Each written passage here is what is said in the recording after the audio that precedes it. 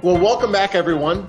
This is Colin Clark. I'm the Senior Vice President of Retirement here at Hub International, Washington Financial Group, and I'm pleased to be joined again by John Carl, the President of the Retirement Learning Center, who's an incredible resource for all of our clients here at Hub International. One thing that John and I were talking about is we share an affinity for college football, and John, I believe that you played college football like I did. Where did you play? I played in the eastern side of PA, though, Colin, a Lehigh guy at defensive back. Yes, sir. I'm a big Steeler fan. Unfortunately, you're you live in New York. Are you a Giants fan, a Jets fan, like our president, Joe DeNoyer? Or are you a Washington football fan? You know, you're rubbing it in tough for me. Now, I did grow up in Pennsylvania on the eastern side, on the right side of Pennsylvania. But I think you got me on this one because even if I'm an Eagles fan, my kids, I guess, are Giants fans. I get your kids are Giants fans. Yeah, but it's long and torturous Sundays for me living in New York, watching either team. So.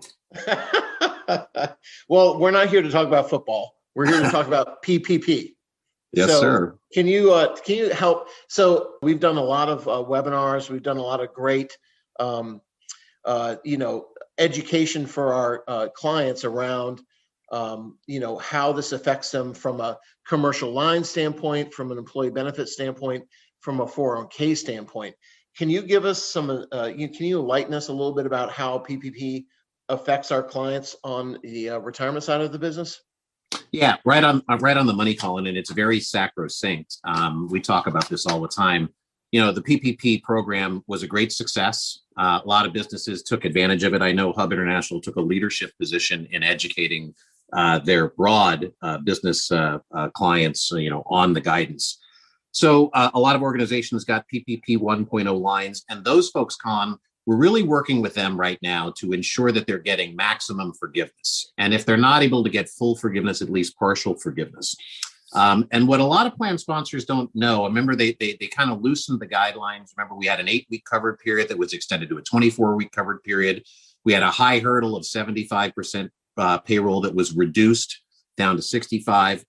But what a lot of businesses didn't realize is they could include their employer contributions made into the retirement plan, even if it was a profit sharing for 2019, so long if it was paid in during that covered period, or anything that was incurred or accrued, if you would, during that probably extended 24-week period. Those can be included in your forgiveness. So if you have clients that are out there that still aren't in forgiveness land, they really need to be speaking to you and the folks at Hub International to put together that packet, get to the lender, and include every dollar they can to maximize that forgiveness. That's step one.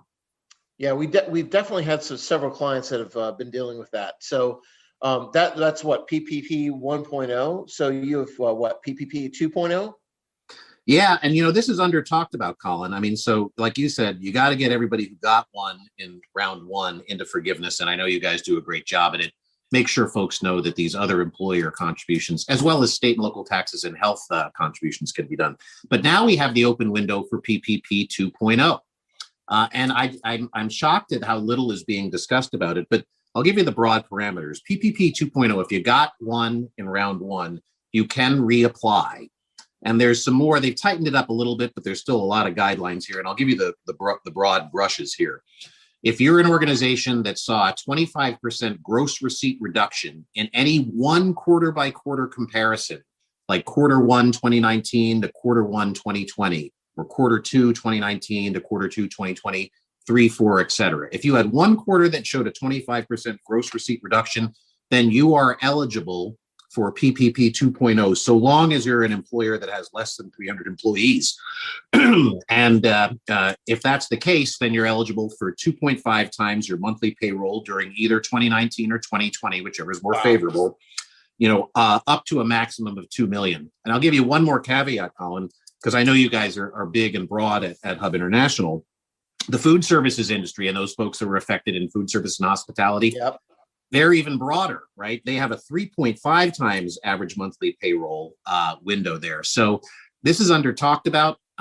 Let's get our folks in category one to maximum forgiveness, but let's make sure they're aware of the opportunities for PPP 2.0. The window's open.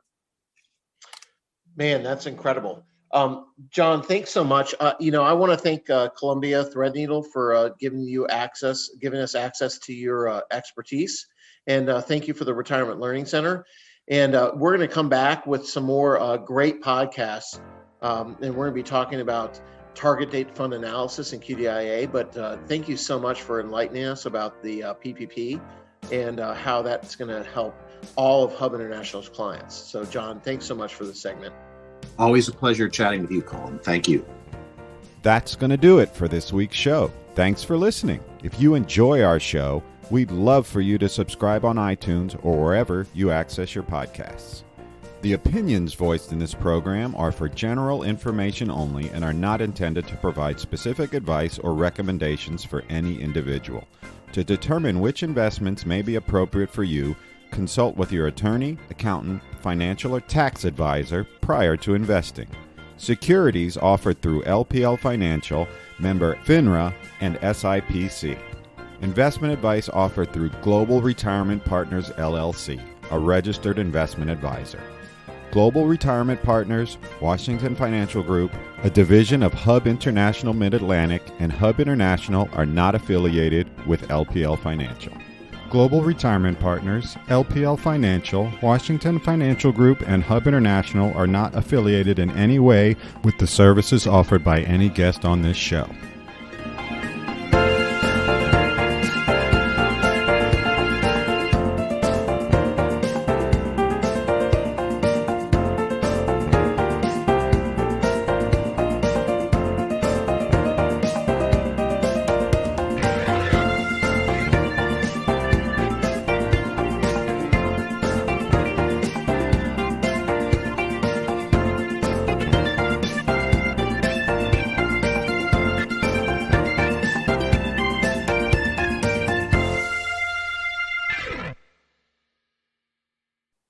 All right. Hopefully Jeff can edit that, right?